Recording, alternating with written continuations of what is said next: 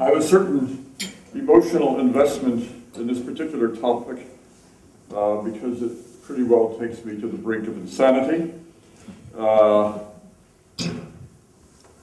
You'll understand why, I think, by the time I finish this lecture. In any event, the problem of Tocharian origins, a doorway to insanity.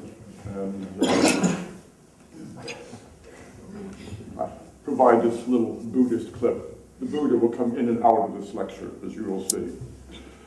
Okay, when we take a look at the Indo-European languages of the Tarim Basin, they can be divided conveniently into two groups. One, all of the missionary or trade or administrative languages such as Sogdian or Prakrit or Avestan, Middle Iranian, all types of languages that we can track coming into the Tarim Basin at some later time. In addition, there are two local languages, Saka, or Khotanese Saka, an East Iranian language, and Tocharian. In terms of Saka, it's basically located in the western part of the Tarim Basin, particularly on the southern part of the Silk Road, around the town of Khotan, but also to the north around Kashgar. I've marked the Saka territory there in green. And very briefly, what we can deal with the Saka is fairly straightforward. We may be deluding ourselves, but the question of Saka origins in the Tarim Basin does not seem to be a tremendously difficult problem. To begin with, one of the first things we would do is look for some form of external linguistic relations for Saka. That's not difficult. From a historical point of view, we have Saka tribes, of course, immediately outside of the Tarim Basin, and we also have their linguistic neighbors in the other Eastern Iranian languages, such as Khwarezmian, for example, Bactrian, and so forth. So we can sort of peg origins outside.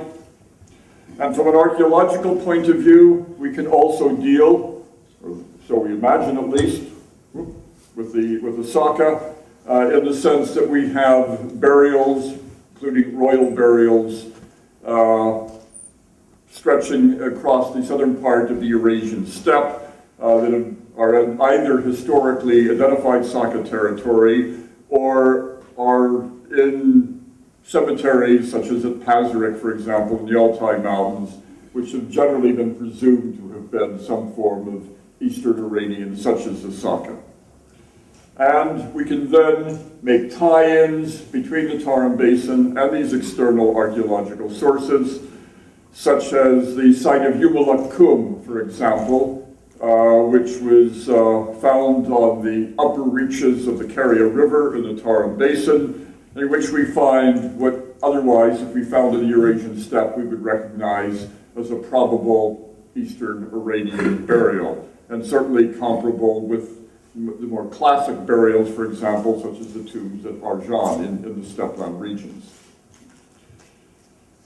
And further, we could dip deeper into prehistory, into the sort of the Andranovo mega-cultural horizon from around 2000 to 900 BC, which generally is presumed to carry with it some form of Indo-Iranian, and by the later period, clearly Iranian ethnic linguistic identity. So, Saka, no great problem, if we're not entirely deluding ourselves about this. Tocharians, this poses a different problem. For the Tocharians, what we're dealing with is evidence from about 7,600 documents from about 30 sites, generally in the center and the eastern part of the Tarim Basin. I'll come a little bit more onto the different languages in a second. Key problem when we compare Tocharian with Saka is that there is no confirmed or universally agreed close linguistic cousins within the Indo-European language family. As anybody here familiar with Indo-European studies is aware, you basically divide into two major camps regarding Tocharian. They are either early out, very peripheral, not related to anybody, or you tie them into some form of closer formal relationships with anything from Greek to Germanic or some Balkan language. And there's only one thing that linguists seem to be agreed about. The area that they are least related to tends to be Indo-Iranian. Generally, the division there seems to be fairly deep, can be either argued as sort of spatial. This is the, under space, Arakam's phylogeny, in which you can see Tocharian as sort of a European language and certainly fairly distant from Indo-Iranian, or you might see it temporally in Don Ringe's phylogeny there, where after Anatolian, the Tocharians are the first to split or divide off from the rest of the Indo-European shoot, whereas the Indo-Iranians are one of the most recent. Now, what this results geographically is that the Tocharians then can be seen to be surrounded by Iranians or Indo-Iranians, both linguistically and archaeologically. If you wanted to follow the entire area around, where we locate the Tocharians, they have got Iranians to the north of them, they have them to the west of them, to the southeast we have Indo-Aryans from the same major stock, and if we wanted to continue around, then we'll hit Tibetan and Han Chinese. So, the Tocharians are sort of locked in a particular area. Now, if we want to deal with Tocharian origins, primarily as an archaeologist looking over our shoulder at linguistics, I think there are four things that we have to do. First, we would start with the physical and cultural remains of known historical Tocharian-speaking peoples. Starting from there, we would try to move back retrospectively from the historical Tocharians into the prehistoric record to see how far we could follow them there in the Tarim Basin. And then we would begin looking outside the Tarim Basin to trace the immediate origin of the prehistoric Tocharians to some location outside of Xinjiang, outside of Western China. And finally, we would need to trace the path of these prehistoric Tocharians to some geographical source that fits into at least somebody's solution or model of Indo-European homeland and Indo-European expansions. So it makes a certain amount of sense in the overall picture. So let's take a look at the first problem here. The physical cultural remains of known historical Tocharian-speaking peoples. What do we actually find when we go to look for this? Well, we get the Tocharians in all their glory, represented iconographically in Buddhist shrines. Unfortunately, what we find is that the Tocharians present themselves to us either as Buddhist monks dressed in North Indian clothes, or they are represented to us as the so-called Tocharian donors, as warriors dressed up in Sasanian, that is, Iranian dress. We do not see Tocharians through anything but the lens of Buddhism and the ties between Buddhism and the artistic traditions associated with Buddhism and contacts with the West. In short, to try to find and trace the origins of Tocharians with the evidence that we are basically given is sort of tantamount to trying to discuss the origin of the Japanese when the only source we would have had were baseball trading cards. Because we are seeing them outside of their own native culture, whatever that was, before they became Buddhists. So, I'm giving Buddhism sort of a hard time here, and I will claw back on that for just a second and take my favorite quote from the Buddha: "Believe nothing, no matter where you read it, or who said it, no matter if I have said it, unless it agrees with your own reason and your own common sense. So for the rest of this lecture, I'm going to enjoin you to take the Buddha's precepts to heart and even ignore those two famous charlatans, Mallory and Meyer, who will also be in my targets here, even though this photograph in Xinjiang of Victor Meyer attempting to achieve nirvana in a small Buddhist cell. Believe nothing, including stuff that I have written previously. I certainly don't, so there's no reason for you to follow me on this. Okay, when we take a look at what we know about the Tocharians, and we do have a little bit of ethnographic description from the 3rd to the 7th century, for example, regarding the city of Kucha, by and large, this is not getting us really anywhere. The material tends to be fairly generic. So let us substitute for a moment geography with archaeology and ask ourselves, okay, where was Tocharian spoken at least? And that depends on what we call the Tocharian manuscripts. And on the basis of which we can, of course, divide Tocharian into Tocharian A, spoken pretty well totally confined to the eastern part of the northern tier of the Silk Road. Tocharian B, which stretches entirely along the northern route of the Silk Road. And Tocharian C, or Koranian, which is extraordinarily important and rests entirely on the identification of approximately 100 words in Kharosthi Prakrit and maybe about 1,000 personal names as being related to Tocharian. Now, this is a theory suggested over 75 years ago by Thomas Burroughs. And as it's recently been suggested, it was suggested 75 years ago, and in the last 75 years, it has neither been confirmed nor denied. However, from an archaeological standpoint, it is extraordinarily important to know whether Tocharian C is indeed a Tocharian language. Because as you can see there, it moves the distribution of Tocharian far beyond the northern Silk Route, but also places it in other territories entirely. Also, the nature of Tocharian C differs very much from Tocharian A and B. It is not a translation, it is administrative documents, indicating you are dealing with a real people whose substrate language apparently has worked its way into otherwise Indian administrative documents. Tocharian A and B, which we will wind up having to focus on, is basically the distribution of manuscripts. And these manuscripts are overwhelmingly simply translations of Buddhist texts.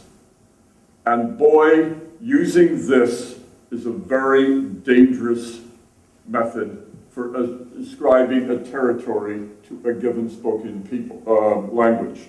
For example, if I were trying to talk about the distribution of the early Irish on the basis of the earliest Irish manuscripts, the 8th century manuscripts, this is what the distribution would be.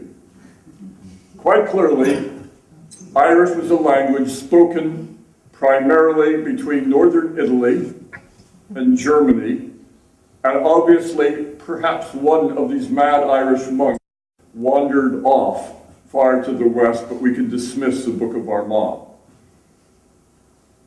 Now remember, we are talking about almost the same cultural milieu. What we are dealing with between either the Tocharian Buddhist monk or an Irish monk, we are talking about peripatetic monks making translations of Latin documents in the West, Indian documents in the East, and therefore the distribution of these particular documents is no guarantee that that was the language that was actually spoken in these territories. Indeed, it's sometimes been argued, for example, that the Tocharian A documents, by and large, they find themselves where they are because that is where the Uyghurs, the later conquerors of the territory of the Northern Tarim Basin, carried them. And that is basically what we are tracing. So, do we have a core area where we can put our hands on our hearts and suspect, yes, we actually have Tocharian speakers? I've tried to indicate what I think is probably that area. I've marked it there with sort of a circle centered on Kucha, because at least this is an area from which we get Tocharian caravan passes. That is, Tocharian being employed in a secular context in which somebody other than a monk obviously has to be able to read these documents. And therefore, if you can explain the Tocharians in my core area, then I'm hoping that at least we're chasing real Tocharians and not simply the phantoms of the distribution of manuscripts. In terms of the ethnography, there is very little, as I have said, that can be employed to describe how these Tocharians behaved culturally. One example that has been at least offered was a scene of mutilation from the wall paintings at Kizil. For example, people mutilating themselves in part of a ceremony of mourning for the death of someone. However, we could be able to therefore say, well, the Tocharians engaged in physical mutilation upon the death of someone important. However, the Chinese source, the Han Shu, also describes precisely the same behavior among the Saka of Khotan, the Iranians, as indeed does Herodotus, describing the behavior in the Ukraine upon the death of the Scythian king. And generally, this is what we find. The ethnographies are pretty well totally useless. So, how have I achieved my first goal? I failed utterly. I can't even get started. I've had to substitute in the end geographical evidence for archaeological evidence to begin the quest for Tocharian origins. So, I will pretend like I have done something and immediately now move to my item 2. Trace the remains of historical Tocharians retrospectively into the prehistoric record. First question, how far back do I have to go? When do I think the prehistoric Tocharians were alive? If you take a look at the range of dates offered by Tocharian specialists for Proto-Tocharian, the ancestral language to Tocharian A and B, the best guesses for when these two languages split, by and large, most people, George Lane, Don Ringe, Georges Pinot, Carling, and using glotochronology, as Václav Blažek is wont to do, generally place it somewhere between around 500 and 1 BC, roughly. The only person offering a considerably earlier date would be Doug Adams, who believes that the separation should actually be considerably earlier, anywhere between 1500 and 500 BC. What we've got here then is sort of a notional idea when Tocharians should have been probably in the Tarim Basin and begin dividing. And that would have been basically sometime during the Iron Age for most people, or possibly well into the Bronze Age in the case of Doug Adams. Tocharian C, because nobody knows its status, has no place in this, so we really aren't discussing, if it does belong, we can't actually discuss the earliest common date for all 3 Tocharian languages. What can we tell from Proto-Tocharian? Well, we can go chasing after Proto-Tocharian culture. If we go through Doug Adams' etymological dictionary, which is currently being revised, may come out fairly soon, we're talking about something over 2,500 words. And what I'm basically interested in are those items of Proto-Tocharian vocabulary that tells us what cultural words were carried or retained by the Tocharians when they entered the Tarim Basin, assuming that the Indo-European homeland is not in China, which has been suggested, of course, by A.K. Nare in his solution, but I'll leave that aside. Okay, what are we looking at? I've given here sort of a word list regarding the Tocharian economy. It has plenty of retention of the basic words indicating a pastoral economy, livestock. It has the good old four-footer word. It has several words for cattle. It does the ovicaprids quite well. Horse, obviously, dog, and one nasty word that does not belong, that really should have been shed. Tocharian B, shuo, pig, domestic pig. It occurs clearly in context in Tocharian B, with few contexts it does occur, indicating a domestic pig, pig excrement, and things like that. And it is problematic. The only way we're going to be able to explain this generally is assume that the word once meant domestic pig, then it became wild pig on the way to the Tarim Basin, and then was reassigned to the domestic pig when they encountered pigs from basically Chinese society. Immediately to the east of the Tarim Basin in Gansu, you have major pig raising societies. We also have a whole series of words associated with arable agriculture, words for plow, tilling the soil, and various words for grains, seeds, the word for bread, apparently coming from an earlier word for wheat. Many of these terms have to be fairly vague. Millet is a major crop in the Tarim Basin with early domestication from China. And in this case, it appears to be semantic shifts in the Tarim Basin, in Tocharian at least, coming from words earlier meaning barley or something like that, and then being simply reassigned to millet. We get a series of words for animal products, milk, animal fat, grease, honey. We get a few words regarding textiles, which is really terrible that we have so few, because this is one area in which we get total preservation of textiles. We would love to have words for pattern weaving and things like that there. And then some generic terms for weapons. Among the metals, gold and silver are preserved in Tocharian. And regarding transport, the entire semantic field there, wagon chassis, harness, perhaps wheels, spokes, all of these can be found, as well as two words for boat. Regarding architecture, we get a general word for enclosure, village, house, door, and bed, and some words associated with social organization. This ends the inherited cultural vocabulary, words which at least the Tocharians had from Indo-European, which they did not shed, however they got to the Tarim Basin, which they still retained. However, there are a number of other words which are culturally important, and these basically come from Saka.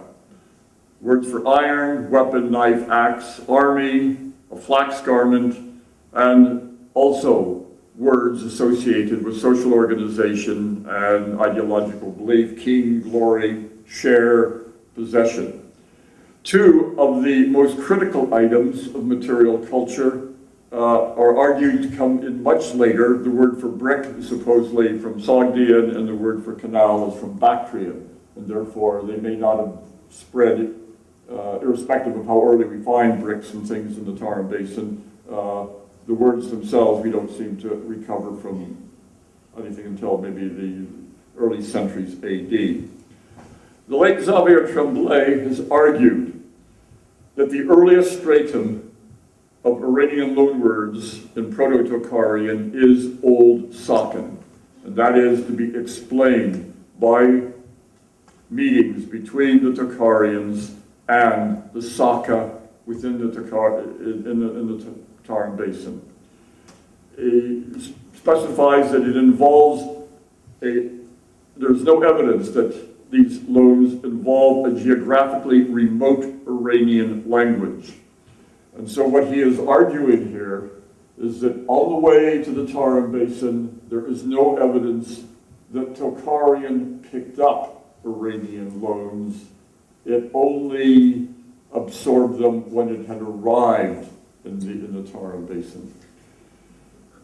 And this puts the Tocharians, basically, whatever route they got there, sort of isolated from Iranians. This can be challenged, because I'm emailing back and forth with Doug Adams, that Tremblay's Old Soccan is very close to simply Proto-Eastern Iranian in the first place, so we might be able to distinguish between a word in Proto-Eastern Iranian versus that of Soccan itself. Among the words, perhaps I think the most diagnostic would certainly be the development in Iranian from the Indo-European word for, an edged instrument coming to mean sword, and in Khwarezmian and in Saka coming to mean iron or steel, and this is the word that is lent into Tocharian to mean iron as well. Now, the nice thing about that is that iron begins to appear at about 1000 BC. Since Saka and Khwarezmian seem to be sharing the same word for iron, it looks like the Saka may have brought that same word, therefore, into the Tarim Basin from 1000 BC onwards, something like that. And that the Saka knew iron, therefore, perhaps before they entered the Tarim Basin, and this might imply that the Tocharians were already there if they did not pick up the word for iron until that point. It's a loose bit of logic, but one I suppose can try to run with this. Okay, from an archaeological point of view, what are your potential Iron Age Tocharians then? Your potential Proto-Tocharians. And so, I pop back the linguistic map, although now plotted on it are the names of certain archaeological sites, Bozdung and Chungbok and Kotorgo, for example. And I first must deal with one hideous problem of archaeology. It has been suggested in a book that only appeared earlier this year by Leonid Shverchkov on the origin of the Tocharians, that we can find them quite clearly by simply examining the ceramics of the Tarim Basin, that the area of which the Tocharian A and B occupied were areas of painted wares, whereas plain, unpainted gray wares basically coincide with the territory of the Saka. So, Saka, boring gray wares, Tocharians, bright painted wares. The problem with employing this particular type of logic, which for him leads in a trail back to Fergana, is that just about everybody else would argue that that painted pottery simply represents the spread of native Chinese pottery to the west. It's an eastern-west spread. It is found on sites. We can follow the dates of them, and therefore, the painted ware distribution comes from Gansu, and we cannot look upon this basically as an ethnic marker of Tocharians from wherever they may have come from, unless you imagine that the Tocharians came from Gansu, from further east in China, and moved to the west.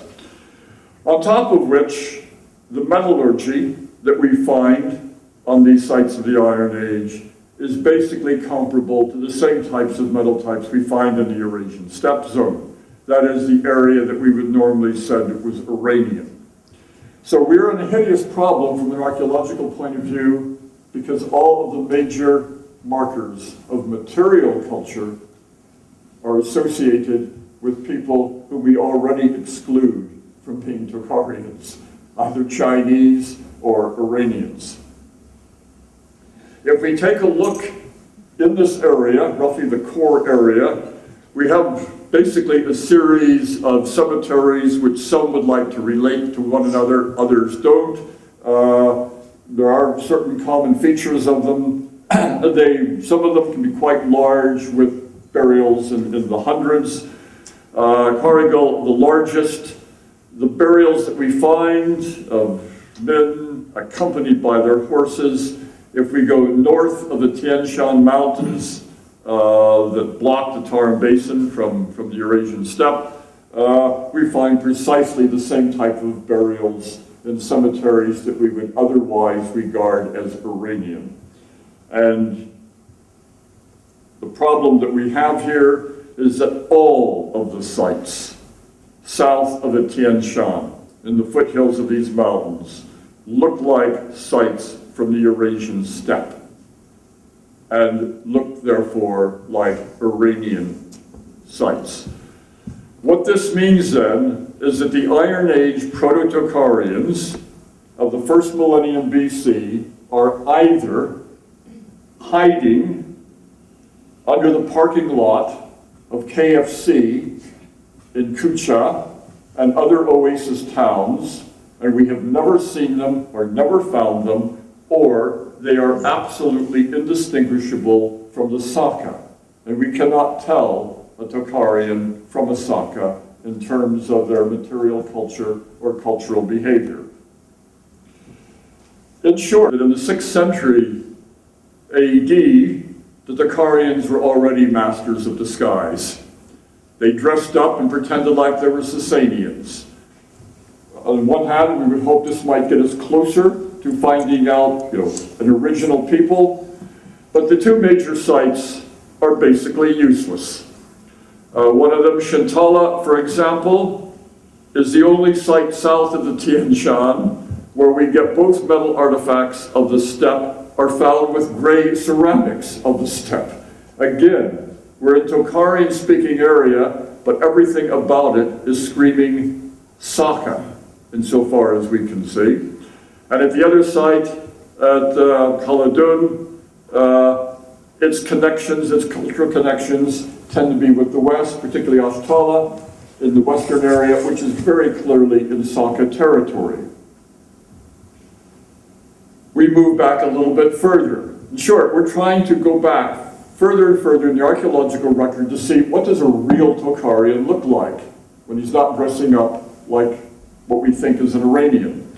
And the earliest possible horizon was discovered early in the 20th century, at least it takes its name from a site at that time, first discovered by a grave robber who worked with Sven Hedin, Erdek, portrayed here, Sven Hedin's description of him, who once saw a fabulous site, and then it simply disappeared, and then many years, when he was about 70 years old, the Swedish expedition led by Folke Bergman from Uppsala dragged Erdek back out into the desert to find this miraculous cemetery, which was then called Erdek's Cemetery when they finally managed to find it.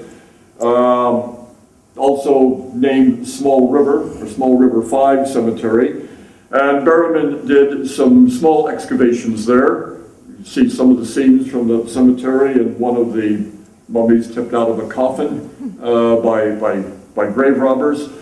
Bergman excavated the site, published it, and it sat, published in English, no problem, but the Chinese paid no attention to it until someone finally got around to translating Bergman's site report into Chinese.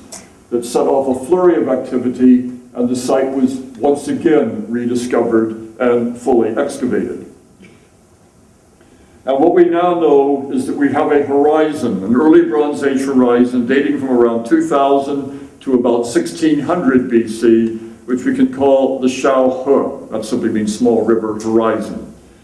It is primarily concentrated with a number of cemeteries or individual burials near the dried up lake of Lop Nur in the far east, the ancient kingdom of Tocharian.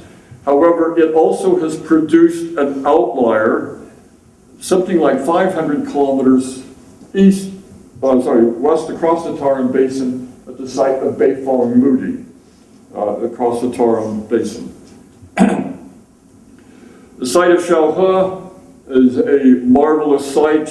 The The mound itself is about 7.5 meters high, which is entirely covered with sand, measures about 40 by 80 meters. The burials were arranged in 5 layers. The graves marked by poplar posts, of which 190 were still standing, up to a height of 4 meters long. Just a few quick scenes from the excavation that was undertaken by Abdurrasul Idris of the Xinjiang Archaeological Survey.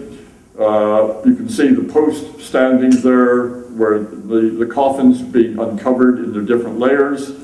Just to follow one coffin, normally tamarisk or various seeds placed over a leather skin. Quite clearly, it seems that the cattle were butchered at the site and the skins put on while fresh so that they would contract and tighten over the lids. The lids, as you can see here, wooden planks covering over what otherwise would pass for a boat-shaped coffin in Scandinavia. And total preservation of these people dating back nearly 4,000 years. This is one of the most spectacular here. Woman completely dressed, wrapped in a shroud. Her clothes, as you can see, would give just as much of offense as some of the Danish bog bodies did when they were uncovered. These string dresses and things, also here in the Tarim Basin. Large fur hats. I've included a small little figurine, frequently found, completely buried in one of these. And you may be able to see a series of little round things. These are balls, and in the shrouds, they would be tied up with small little balls, and the balls would be filled with either seeds of wheat or of ephedra. And our lady here reconstructed as the beauty of Shao He. Now, totally spectacular cemetery. However, plunderers managed to discover another one of these far, far to the west, the site of Beifong Moody. And these were some of the first photographs taken by the first Chinese archaeologists to get in. And they are absolutely comparable in every way to what was found at Beifong Moody, although the cemetery is slightly smaller. The plunderers having strewn the ground with human body parts and everything else. So, Shao He horizon. Do these equal the Proto-Tocharians? Well, either they're going to be the Proto-Tocharians, or they belong to some other Western group, because the people physically are Westerners in the broadest sense, speaking a totally unknown language. And of course, whenever you have an unknown language anywhere within a couple of thousand miles of Pakistan, you grab for Burashevsky immediately, because you want it to be related to something. You notice I'm totally quiet about the Journal of Indo-European Studies article attempting to describe Burashevsky as an Indo-European language. You can take that or leave it, depends on how you feel about that. A key problem here is, as you can see from the green circle, the Shao He sites are outside the area of Tocharian A and B. So how in the world can they fit into this story? They only fit into the story if Tocharian C is actually indeed a Tocharian language. So either Proto-Tocharian, remnants of Tocharian C come from that area, or they're simply a background population for other late Bronze Age immigrants coming in to the Tarim Basin that do not have any particular relationship with the Tocharians. If the Shao He horizon is Tocharian, we would expect it to have, and I've just given some of the basic list of items there, those marked in red, they automatically tick the boxes. They certainly have cattle galore, sheep, goat, domestic cereals, and some evidence of gold. They do not have real vehicles found from the burials themselves, but shortly afterwards, within the Tarim Basin, we have remains of real vehicles at Wupu, and we have them from an earlier period in Mongolia, so it would be very odd if they didn't have real vehicles. And silver is found almost at about the same time from another site in the Tarim Basin, Tianshan Beilu, further to the north of Lop Nur. The horse has not occurred there, and of course the pig is not found. Wild boar is native to the Tian Shan Mountains, and a little bit of pig has turned up in the Carrier River, so that couldn't be excluded. And the horse is therefore the only animal lacking so far. So they tick many of the boxes at least. So what I've done here is try to trace the immediate origin of the prehistoric Tocharians to a location outside of Xinjiang. Well, I can only do that if I assume I've got some form of anchor, and so I'm going to pretend that Shaohe meets at least some of the minimum requirements for being Proto-Tocharian. And here is where things begin to get particularly nasty. If you follow the sort of orange box there, what you'll observe is that the Tarim Basin, one of the clearest routes into the Tarim Basin from outside is immediately north, and that is the Jungar Basin. Somewhat smaller basin and not quite as nasty in terms of its ecology. And it then is further connected further north with the Altai Mountains and the Eurasian steppelands. If we take a look at the early Bronze Age of what little we know in the Jungar Basin, we find cemeteries, lots of pottery, and the problem with the Shaohe horizon is we have no single pot whatsoever found on any of these early sites. We find baskets, we don't find pots. And it's generally now been argued that it's very difficult to see any cultural connection between the Jungar Basin and the Tarim Basin that might explain these earliest Westerners coming into the Tarim Basin. On the other hand, if we take the blue box, we can relate what's going on in the Jungar Basin to the Eurasian steppe and to greater Indo-European homeland theories, the steppeland theory in particular, because Chinese archaeologists are in agreement that the Afanasyevo culture does have connections with the Jungar Basin, and that we can compare Afanasyevo pottery, and in particular even these so-called censers, footed vases, between sites of the Afanasyevo culture, and they're also found in the Ukraine and in Russia as well, and the site of Shamershak, the major cemetery in the Jungar Basin, producing somewhat similar things. Burial posture tends to be somewhat similar as well. We do not find any pottery in this early horizon in the early Bronze Age of the Tarim Basin.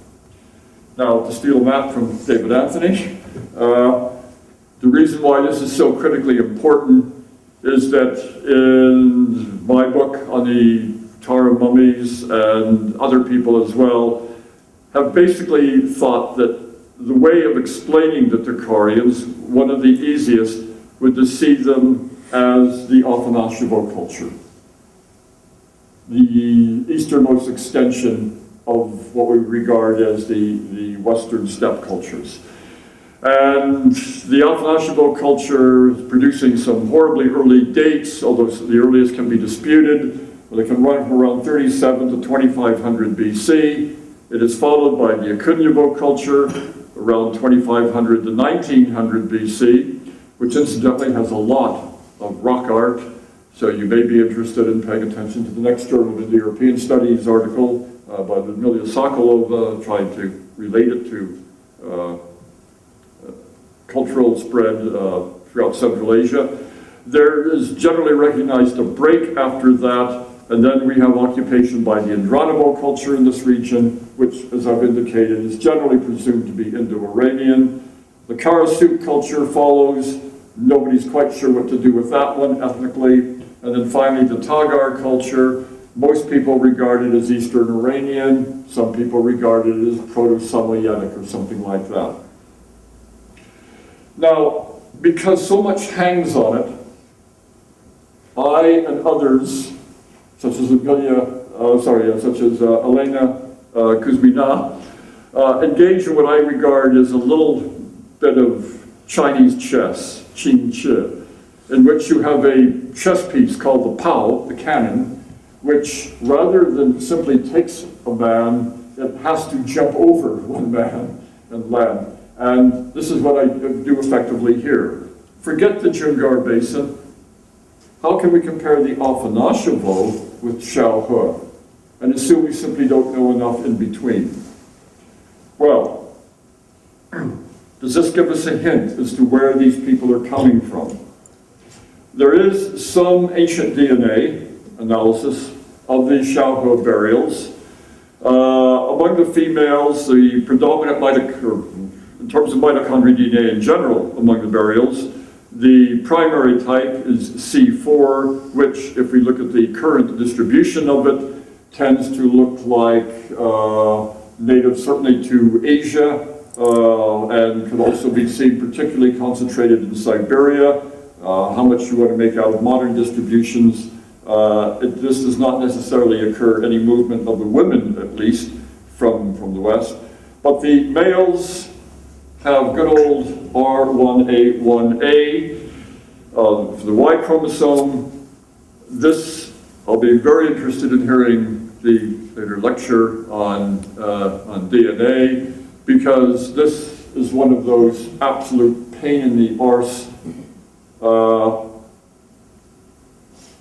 haplogroups, which by some are argued clear evidence that the Indo-European homeland is in Eastern Europe because of the high modern concentration of R1A1A there, and others arguing nonsense that does not prove anything, and indeed you have more and deeper claims of it within India.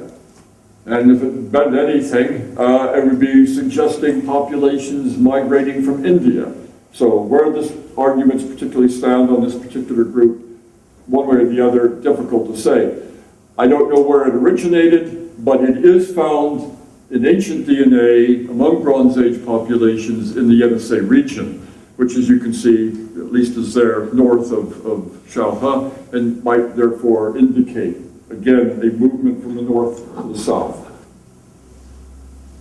In terms of the archaeological comparison, I can make them, but I could not put my hand on my heart and say that I necessarily believe them. The Afanasyevo culture has circular enclosures around its graves. At the site of Kerrygal, one of these Xiaohe sites, and indeed the earliest of them, we have, needless to say, no stone enclosures, but we do have timber circles. This would be great, except that the Afanasyevo culture should end 500 years before the Xiaohe horizon. And therefore, the background culture should have been the Akunyevo, and there they basically use rectangular enclosures. So, comparing a rectangular stone enclosure to a round wooden enclosure is sort of grasping at straws. The Xiaohe cemeteries have a variety of different types of totems. Particularly spectacular are these posts with ox skulls tied to them, and normally cattle dung, mounds of cattle dung at their base. Might be compared with the types of things we find in the Akunyevo culture, where we routinely get long, tall stone posts completely covered with totems. Alas, not ones that I can see as cattle. You get a lot of faces on these that have been regarded as shamanistic. The one thing that the Xiaohe culture does have is the burials of very tiny micro masks, of which some of these I've tried to illustrate here. And in the Akunyevo culture, we even have somewhat similar micro masks carved out of stone that have been found accompanying burials. The use of metal in the Xiaohe culture is truly bizarre. Although the posts have been cut by what have been identified as bronze axes, we find no evidence of bronze tools. The only evidence of bronze, and it's abundant enough, is simply small slivers of bronze that have been pounded into the tips of posts. And the closest thing for this random use of bronze I can find is the occasional use of staples in Afanasyevo wooden vessels, which I found once in a catalog of Afanasyevo material.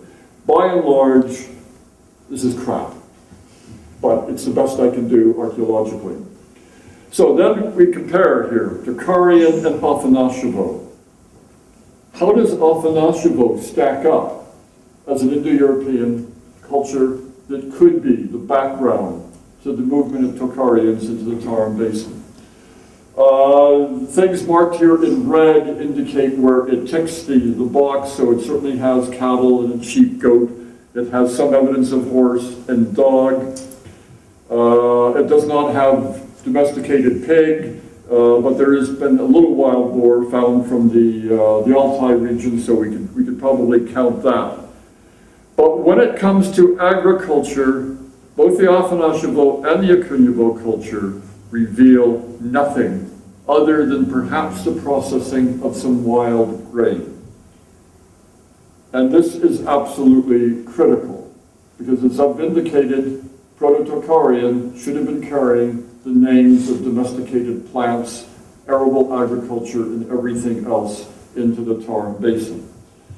And if we look at other items of the Afanasyevo culture, many of these things we simply can't find, or we're going to be unlikely to find, but at least Afanasyevo has the gold and silver, and Afanasyevo also tips at least some of the items regarding transport. In terms of enclosures, well, we only find them around burials. It's been suggested that this implies that they were surrounding the very few settlements that have been excavated, but this can't be demonstrated. If we want to compare Xiaohe, what we know in the Tarim Basin, with the Afanasyevo, and compare how each of them fit, each of them tick some, but none of them tick all the boxes. By and large, in the case of Xiaohe, I think we can assume it probably ticks everything that we absolutely need. Afanasyevo, the key element is domestic cereals. It has no evidence of domestic cereals, and because of that, we have the totally weird situation that the earliest horizon looks more like Tocharians than anybody on the steplands who should have been their ancestors. So, the critical problem here are that the Eurasian steppe cultures going to the Altai, the Jirga, the Tarim Basin, however we want to play this game, there does not seem to be any evidence of agriculture throughout the vast Eurasian steppe lands before the Late Bronze Age or the Iron Age. And so the Tocharians, if you follow this, and this is actually what archaeological evidence reveals over time, the Tocharians should not have made it as part of the steppe expansion. They would need a different trajectory, or they come through the Andronovo horizon somehow. So, I'm going to give you our summary of ignorance. 1. A lack of evidence for Tocharians independent of some form of international style means that we really have no point to even begin the discussion of Tocharian origins with. All we have is a geographical distribution of the documents, and the validity of Tocharian C. If you don't have a PhD, and this is the area you're interested in, for God's sakes, would somebody tackle this problem? Because it's been sitting there 75 years. Tocharian studies has moved on an awful lot since the time of late 20s and 30s articles, and we should be able to deal with it far, far better. And therefore, I think it would be well worth taking a look at again. During the Late Bronze Age or the Iron Age, so far as I can see, it's impossible to distinguish between a Tocharian and a Saka, at least on archaeological grounds. It may be a problem of our paradigm, our assumptions regarding Eurasian steppe cultures, such that we have got to the point that everybody that we see is Iranian unless they can prove otherwise. In any event, the reconstructed lexicon does not distinguish between Iranians and Tocharians. I try to think of, is there any element of Indo-Iranian culture that might distinguish them from what we know of Tocharians? And you could probably play the Soma gambit. You have Soma or Halma in Iranian, sacred drink. And if you want to follow the evidence of the BMAC culture and assume that it was a mixture of Fedra and things like that, it will give us the type of result that we absolutely do not want, because in the Tarim Basin, the earliest horizon continually uses a Fedra. So if you used a Fedra as a marker of Iranianness or Indo-Iranianness, then the earliest horizon would be Iranians as well. So we gain nothing that way.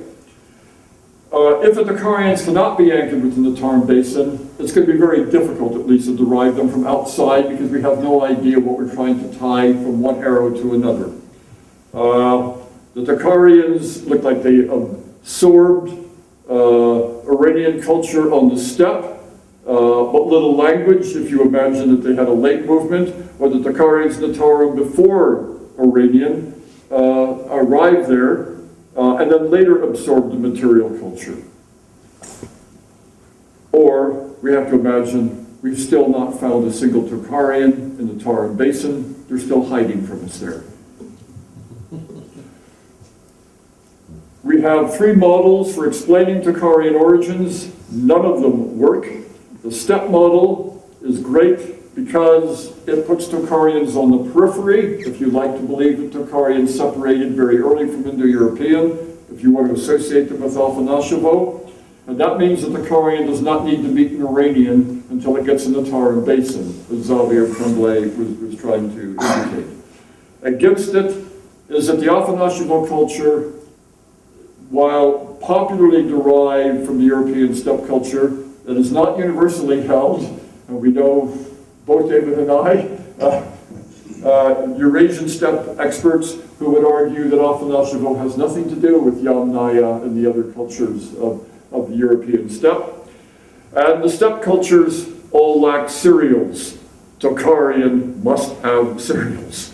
If you can prove either from an archaeological point of view that I am wrong there, I would be very, very gratified. If you can prove from a linguistic point of view that we have greatly exaggerated what Tocharians retained regarding the cereal vocabulary, that would also be very nice. But as I see it now, it pretty well has to stand. Tocharians knew cereals, the steppe did not know cereals.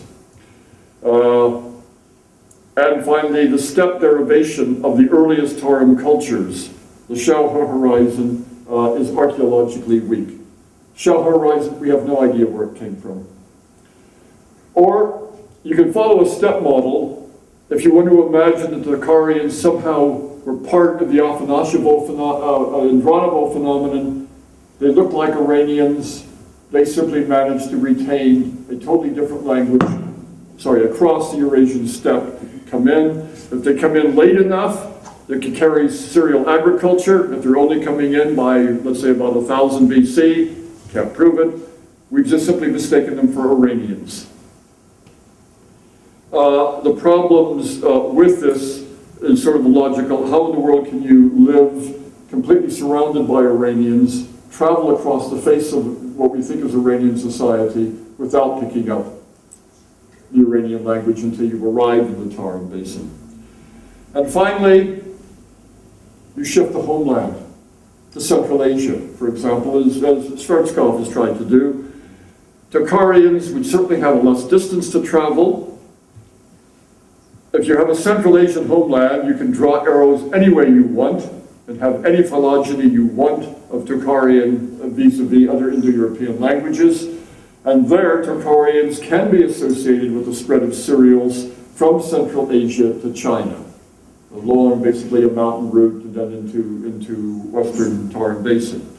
Against this is, I think, a Central Asian homeland for the Indo-Europeans completely sucks when it comes to explaining the European languages. Every attempt to start the homeland in Central Asia requires all of the Europeans to gain their language sometime by the Middle Bronze Age, by a movement totally, unrecorded, coming around the Caspian Sea, moving across into Europe from that direction, which I think is extraordinarily difficult item to sell. I contemplated that the only way of solving this problem was once again take a leaf from the Buddha, and that I would sit down under a Bodhi tree and ask myself, where did the Tocharians come from, and sit there until I had enlightenment. I became a Buddha and I understood it. I am, however, enough pessimist to imagine that if I did so, I would simply starve to death first. Thank you.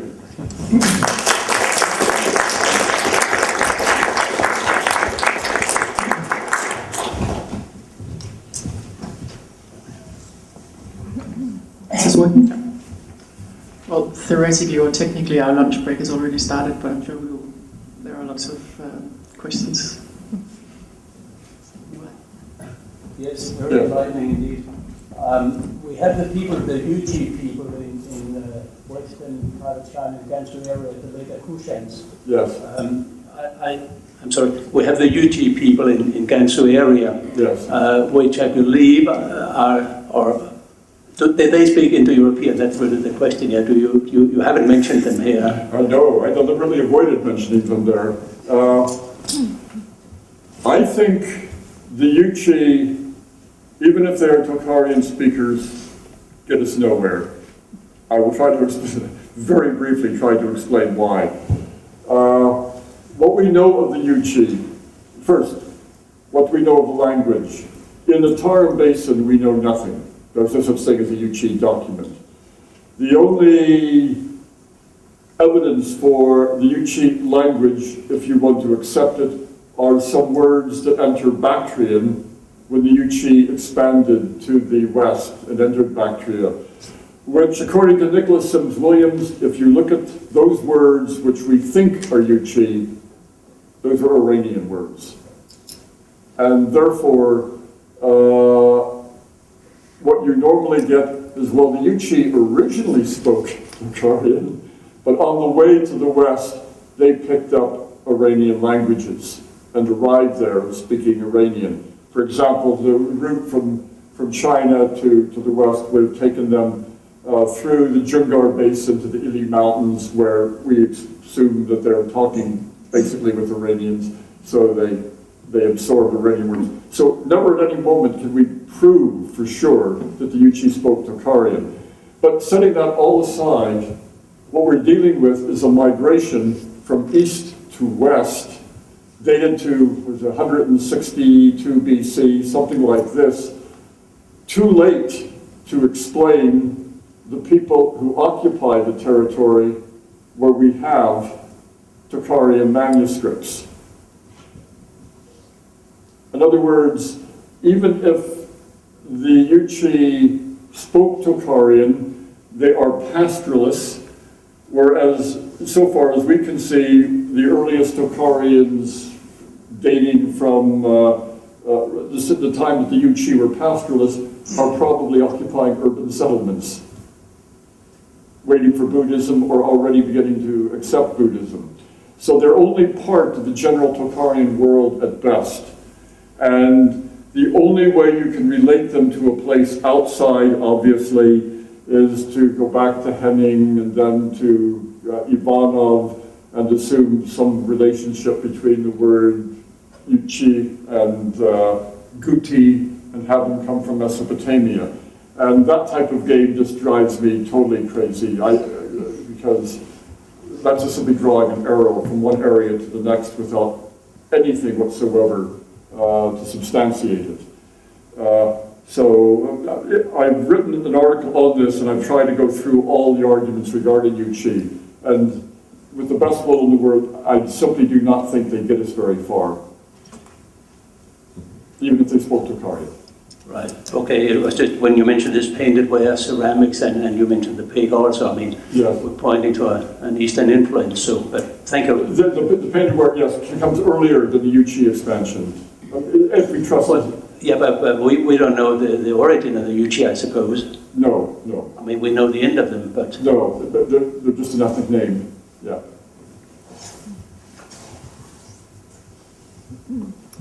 Yes. Can you? I should ask everyone to speak in the microphone, please. You'll be handed a microphone right now. Otherwise, it won't be recorded. Thank you. I have 3 clarifying questions. First of all, you talk about Saka. Is that Soktanian, from Soktia? No, the Saka, Kootenai Saka, well represented in Khotan. It was the actual language in the southern part of the Tarim Basin, over a very broad area. Well, the picture you showed, one of the first overheads, when you have some green circles. Yes. I saw Saka was where Tajikistan is today. Right, yes. Historically, that is putting the ethnic identification of the tribe called Saka on the map, whereas we actually have, Sogdian, yes, in that territory. There's probably not that much difference between Sogdian and Saka. Okay, the next question was about those pictures of the pictures you showed. Yes. Are those faces the faces we have, or is just imagination? No, they are Western faces, shall we say. They will have beards, if this is what you're talking about. The problem with the faces is that if you go through the Buddhist shrines, because of Muslim beliefs regarding showing of the face, they almost invariably have their eyes and parts of the faces straightened out. No, I'm talking about a picture where you showed them in Sassanid clothes, Yes. and on the right side you show them in Buddhist. Yes. Is that a real picture? Is that yes? Yes. Because they don't look Iranian at all. They look very much Mongolian. No, one figure was Chinese, one was an Asian monk, and the other one was a Western monk. Okay, The Western monk is the ugly-looking one. on the right side. Yeah. Yes, on the right side. The Chinese said that the Westerners resembled Cerulean monkeys. Yeah, they Yes, said in other words, yeah, we are particularly ugly in our, well, I can speak for myself. Yeah. And the last question was again back to that overhead with you, where you had Saka shown where Soktania is, Yes. and you had on the east of Caspian Sea, northeast of Caspian Sea, written Iranians all over the Yes. north. What era are we talking about when you're showing that? Iron Age. Therefore, you're probably talking about around the 7th century to the 1st centuries BC, certainly in the western part of the steppe. So when you say Iranians, you include Scythians then? That's exactly what I'm talking about. Saka and Scythian are identical. That's simply what you call a Scythian in the west, you call a Saka in the east. We would not make any distinction between the two. Okay, because okay. Therefore, when we have what little evidence of the Scythian language as an Iranian language, the same thing happens with Saka names, what few Saka names that we have. Yeah, because Herodotus says that the Persians and Scythians could speak easily with each other. Yes, yeah. Okay, thank you very much.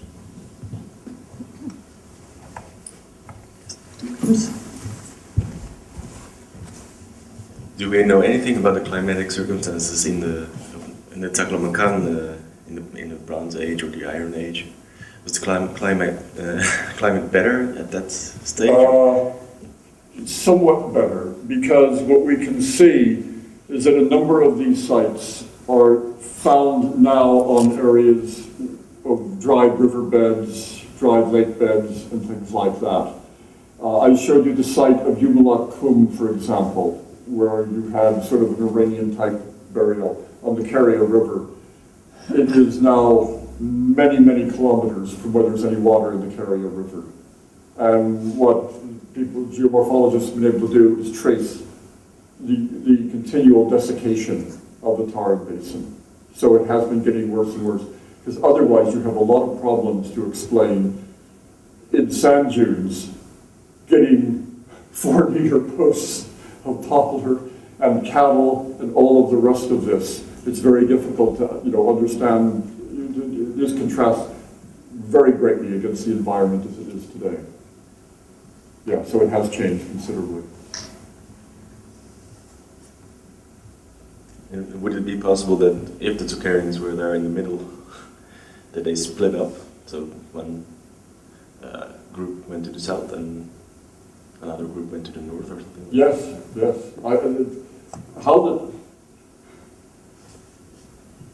To begin with, is Tocharian Sea. If it is Tocharian, then it raises a lot more interesting questions on the distribution than.